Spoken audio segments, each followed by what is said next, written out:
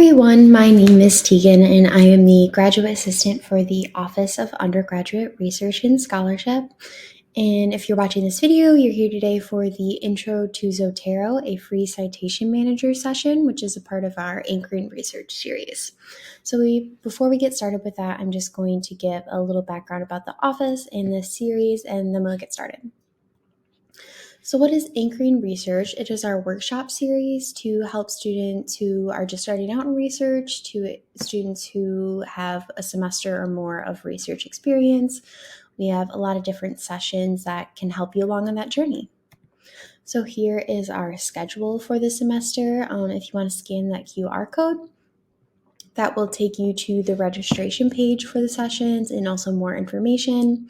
We are currently at Intro to Zotero.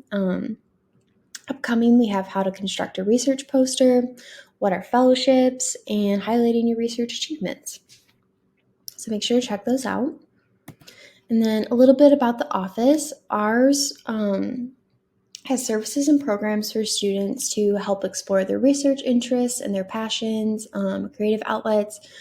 We can help connect you with faculty and different research opportunities on campus. We host Undergraduate Research Fair every fall, which is an opportunity for students to come meet faculty. Faculty will set up tables with examples of their research and just be there to talk about their current research. And as a student, you can walk around and talk to faculty, see if there's anything you are interested in.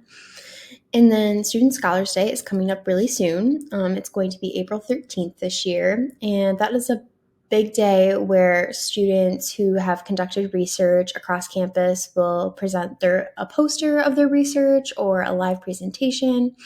If you are a student who is interested in research, I highly recommend going and attending and watching some of your peers talk about their research. And if you are a student who has conducted research, I highly encourage you to participate in this day.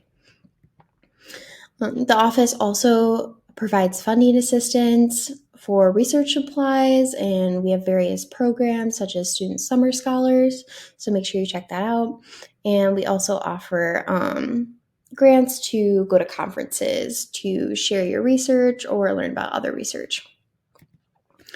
And then I just wanted to briefly mention ours, or the Office of Undergraduate Research and Scholarship, is now located within the Center for Undergraduate Scholar Engagement, still in the same location on campus, and which is combined with the Frederick Meyer Office of Fellowship. So these two longstanding offices are now under the Center for Undergraduate Scholar Engagement, which is abbreviated CUSE.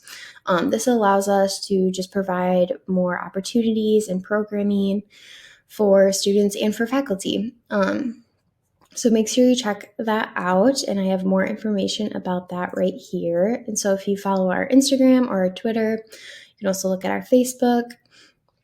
We have lots of different information and events going on there. We share a lot of different research opportunities if you are interested in those. So I highly recommend following along because we post all kinds of different opportunities for students and for faculty. Awesome. So that is my brief little introduction about the office. So we will go ahead and get started with Zotero. So what is Zotero? It is a free citation manager. So I highly encourage you to do this in Google Chrome if you have it downloaded. I just have found that it is the best browser that works well with Zotero. So if you don't have Zotero downloaded already, we're just going to go to Google, type in Zotero. It should be the first thing that pops up. If you click on it, you should be able to just download. I'm not able to download it because I already have it downloaded, but we should be able to just click download and then download for Mac. If you don't have a Mac, you can also download it for Windows. So just click on that. It'll start downloading. I don't want it though because I already have it downloaded. And then, so if you want to go ahead and pause the video here, so you can go ahead and do that. And then we'll go ahead and move on. The second thing you are going to want to download, and this is a really nice, you don't have to download it, but it's really convenient and it makes Zotero even better. So I highly recommend installing this Chrome connector. And then mine says remove from Chrome, but you should be able to add it to your connections. And a little thing will pop up here. This is the little Zotero. Sometimes it's a Z. As you can see, it says save to Zotero. But mine's just a little paper. So if you want to go ahead and pause the video here so you can do that, you're going to at least have to download it, but the connector is a really nice add-on. Okay. So now I'm going to go ahead and open up Zotero. So my library already has a lot of articles in it. Yours should look empty if you just downloaded it. But I'm going to go over here and add a new folder for this presentation. I highly recommend making folders before you start saving articles or books or whatever citations you're looking to save. It'll just help you stay organized and be able to find things a lot easier.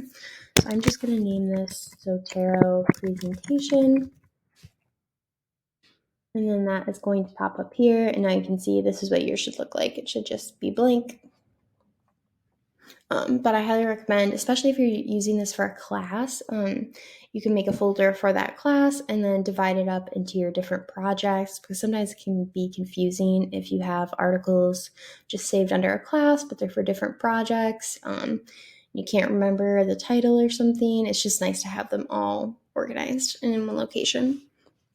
So now I'm going to go over how we add citations to Zotero. First, I'll talk about the manual way to enter them, which is going to be how you would do it if you don't have the Chrome connector. Again, I highly recommend the Chrome connector because this is the most tedious way, but I still believe it's helpful because you may have a source. If let's say you go to the library and you find a book, like a physical hard copy, and you want to add it to your citation manager, then this is how you would do that. So let's say I found a journal article that I want to add. I'm going to head and put in the title over here. We'll just put in John Doe, just so I can show you all the things you can add. You're going to want to put in as much information as possible when you are filling this in, because that will help you in the long run later when you want to use the citation. We'll just say today's date. You want to put whatever it was published, but for the sake of putting in some information, we'll just do that. Page 3, volume 12. Okay, so now that has a little information there. As you can see, I did not fix that quick. So now you can see it just says title because that's all I typed in. And it says Doe for John Doe as the author name. So you could put in anything you want there, and then that'll save it to your citations in whatever folder you had it in. So that is I would argue, the most difficult way to add a citation, but it still is going to be really useful later if you take the time to do that. But now I'll show you the easier way to add a citation if you have that Chrome connector. So I'm going to go ahead and open Google Chrome. And I'm just going to go to the GVSU Library database. So GVSU Library. I am a public health student, so as you probably can see here, let's look up something about epidemiology, and we'll just see what comes up for epidemiology. You probably will have to sign in to use the GVSU database.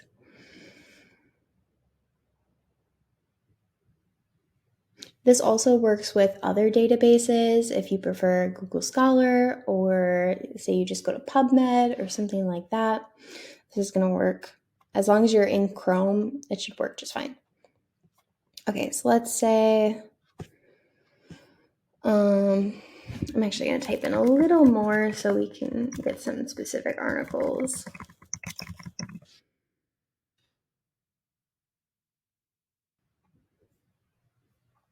Perfect. So now I have an article pop up here, chronic diseases in healthcare, cancer clusters in Long Island. So these are all, that one's a book, but those two are books actually. Let's look at this one, sedentary behavior and chronic disease. I'm going to go ahead and click on that, say I'm studying this and for a class or in my research. I read this abstract and I'm like, okay, this is interesting. I might be able to use this in my paper. I'm going to go ahead and go back up to that little Zotero. As I said, it might be a Z. Sometimes it's this little paper. If you click that, this little thing should pop up and you can select whatever folder you want to add it to. So I'm going to add it to Zotero presentation. Then I click this down arrow and you want to make sure the information fully loads down here. Sometimes it takes this full text thing a second to load. So if you hit done too fast, it might not populate the PDF into Zotero. So you just want to give it a second. If the text is not available, say you're using Google Scholar or something like that, when you use the GVSU Library database, you should have better luck having the full text be available. But I can show you how to add an attachment to a citation later if that full text is not available. But anyways, this is populated. This is where I want to save it. I'm just going to select done. Perfect. And now I'm going to open up Zotero and we can see this is the article here and the author, and it populated all of this information for me. So the type of item it was, the title, all of the authors, the abstract, publication, volume, issue, all of that stuff, which is going to be really helpful when you're writing a paper or making a bibliography and have to cite this paper if you decide to use it. So we didn't have to manually enter it, it just pulled that metadata for us. So that's awesome. And I'll go ahead and do that with another type. Let's do it with a book, just so you can see how it looks a little different. Let's do this book. We're going to just go ahead and do the same thing and press that Zotero icon. And select Zotero presentation. And then you can see this populated. It didn't populate the PDF thing because it's not an article with, a PDF attachment. Okay, and then we'll go back into our Zotero account and you can see that information is added there. Now the item type says book and that other title. As you can see, it's not always perfect. Zotero did not pull the author. So if we want to go back to here, we could look through this information. I'm also not seeing the author right away, so we might have to do a little more looking. Authors, United States Congress. So this isn't a typical book. Would have like a singular author or just a couple authors. But you can go ahead in Zotero, and even after it populates that information for you, we could put in, I'm just going to put in something. We could put in that as the author. You can add those in later, and if it's missing any information. Awesome. So now we have these articles saved in Zotero, and we want to use them in our paper. I'm going to go ahead and open Word.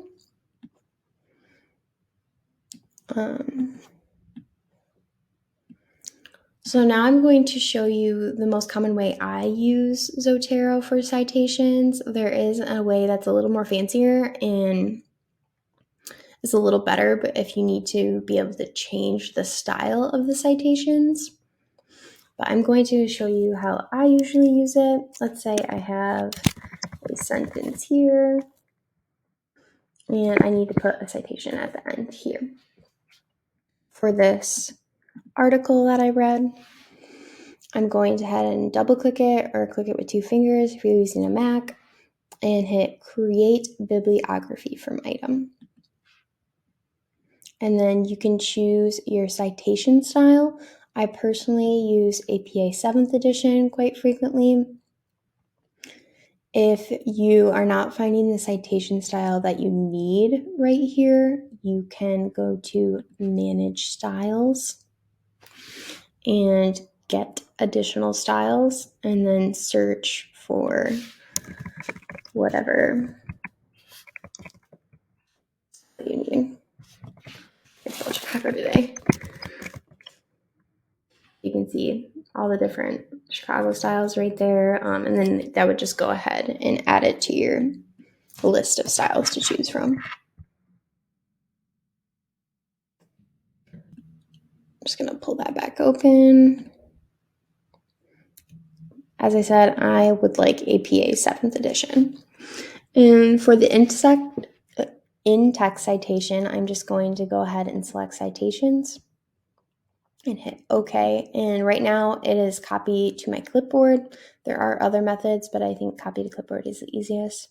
So I press OK. I open up that Word doc again, and I'm going to just paste that in there. And there is my in-text citation in APA 7th edition format. So super nice, super easy to do now that I have all that information in Zotero. So now I'm going to make a references section because I need the full citations down there for my bibliography.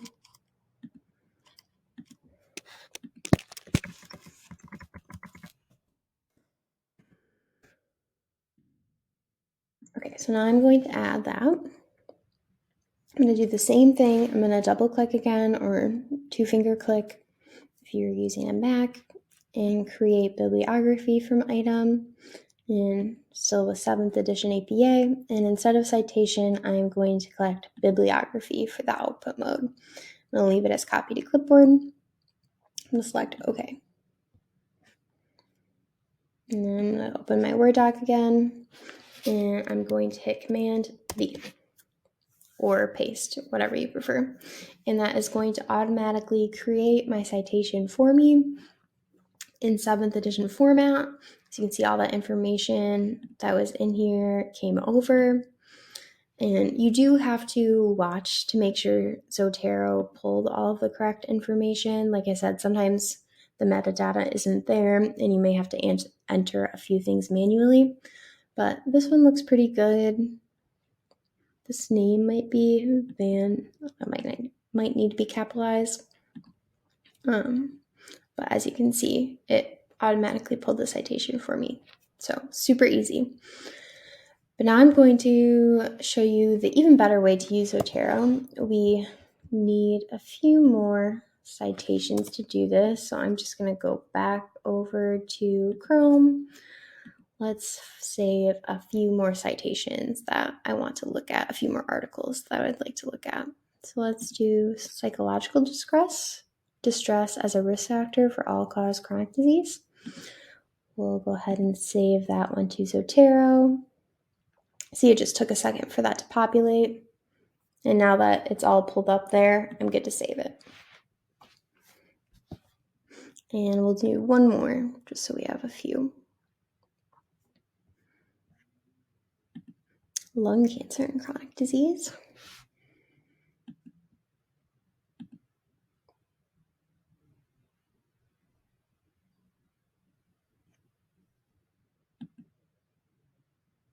So you can see this one doesn't look like it's going to pull the full text for me. So I could go back and add it later or link it if I would like to. I do find it helpful to have the PDFs in here in Zotero because you can just click on them, you can read them, you can add highlighting, and you can save them. And when you go back into Zotero, you can open that again and that highlighting will be there for you. I find it a little easier than managing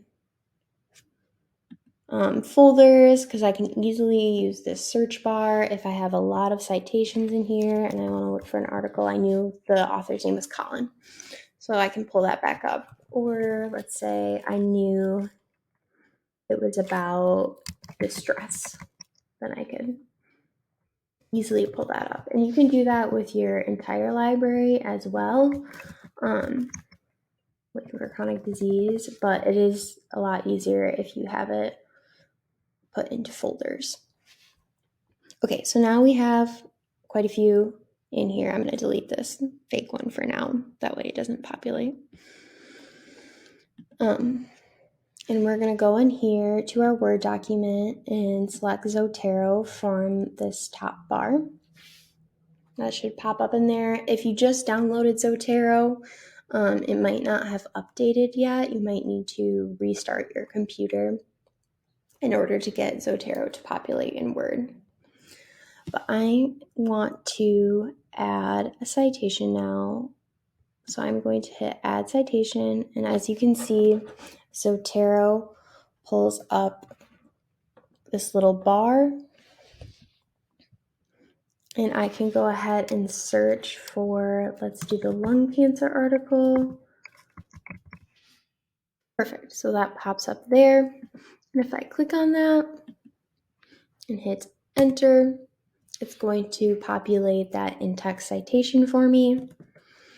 And now let's say I want to add / edit the bibliography. I just had that one citation, so I clicked that and it automatically pulled that for me.